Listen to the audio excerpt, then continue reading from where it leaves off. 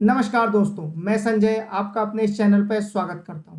पूर्व सेबी चीफ मधवी पुरी बूच के against FIR की खबर पूरे देश में चर्चा का विषय बनी हुई थी। अब एक्स सेबी चीफ को राहत देते हुए बॉम्बे हाईकोर्ट ने एंटी करप्शन ब्यूरो को यह निर्देश दिए कि केस की सुनवाई तक एसीबी स्पेशल कोर्ट के फैसले पर एक्ट ना करे। आइए इस पूरे मुद्दे को डिटेल में समझते हैं। मुंबई के स्पेशल कोर्ट ने पूर्व सेबी अध्यक्ष के खिलाफ एसीबी को एफआईआर दर्ज करने का आदेश दे दिया था।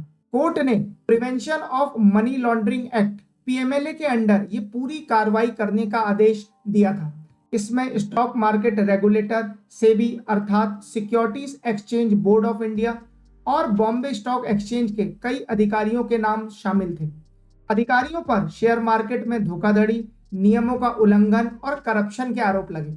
इस मामले को लेकर डोंबिवली स्थित एक पत्रकार सपन श्रीवास्तव ने यह याचिका कोर्ट में दायर करी। सपन ने अपनी याचिका में ये क्लेम किया कि उन्होंने और उनके परिवार ने कार्ल्स रिफाइनरी नामक कंपनी के शेयर में 13 दिसंबर 1994 में इन्वेस्ट किए, जिसके बाद उन्हें इस इन्वेस्टमेंट में भारी लॉस हुआ। उनका ये आरोप है कि सेबी और बीएसई ने कार्ल्स रिफाइनरी के क्राइम्स और फ्रॉड को अनदेखा किया और उन्हें शेयर मार्केट में लिस्ट होने दिया, जिससे उनके जैसे कई इन्वेस्टर्स को भारी लॉस उठाना पड़ा। सपन ने अपनी याचिका में लिस्टिंग फ्रॉड, फाइनेंशियल धोखाधड़ी और करप्शन के भी आरोप लगाए हैं। उन्होंने सेबी ऑफिशियल्स को इस बात का जिम्मेदार ठहराया कि उन्होंने मार्केट मैनिपुलेशन और कॉर्पोरेट फ्रॉड करने में कंपनी की मदद करी। इस याचिका में सेबी और कॉर्पोरेट इंस्टीट्यूशंस की मिलीभगत, इनसाइडर ट्रेडिंग और पब्लिक फंड में हेराफेरी के आरोप भी शामिल हैं। सपन ने कोर्ट को यह भी बताया कि उन्होंने इस मामले की शिकायत पुलिस और दूसरी एजेंसी से भी करी, लेकिन इस पर कोई एक्शन नहीं लिया गया।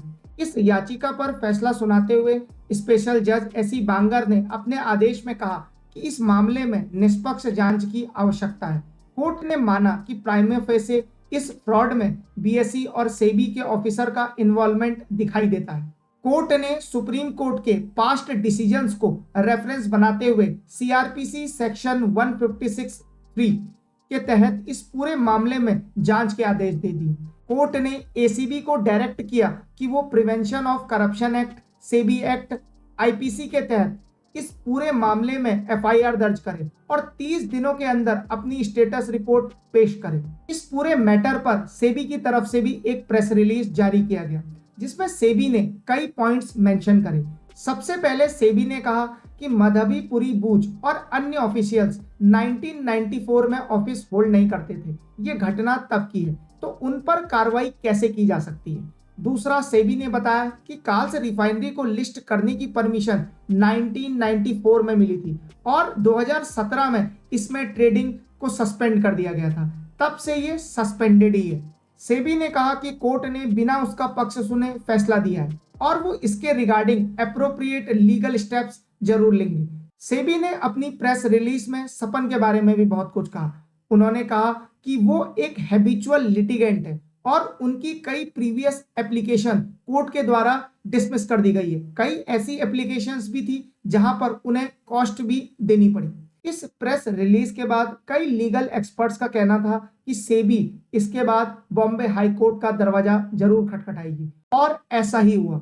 इन सब ने बॉम्बे हाई कोर्ट में पिटीशन फाइल कर दी, जिसके बाद बॉम्बे हाई कोर्ट ने सुनवाई तक एफआईआर टाल दी है और उन्होंने इस मामले में एसीबी को सख्त निर्देश दिए कि जब तक पूरी सुनवाई नहीं होती एसीबी स्पेशल कोर्ट के ऑर्डर को फॉलो ना करे। इस मामले में जो भी अपडेट होगा मैं उसकी इंफॉर्मेशन आप तक जरूर पहुंचाऊंगा। अगर आप चाहते हैं कि हमारी वीडियोस के रेगुलर अपडेट और पीडीएफ्स आपको मिलते रहें तो आप हमारे व्हाट्सएप ग्रुप और टेलीग्राम ज्वाइन कर सकते हैं। इन दोनों का लिंक मैंने डिस्क्रिप्शन में पोस्ट कर दिया है। और अब फाइनली एक MCQ, which of the following statement is not correct?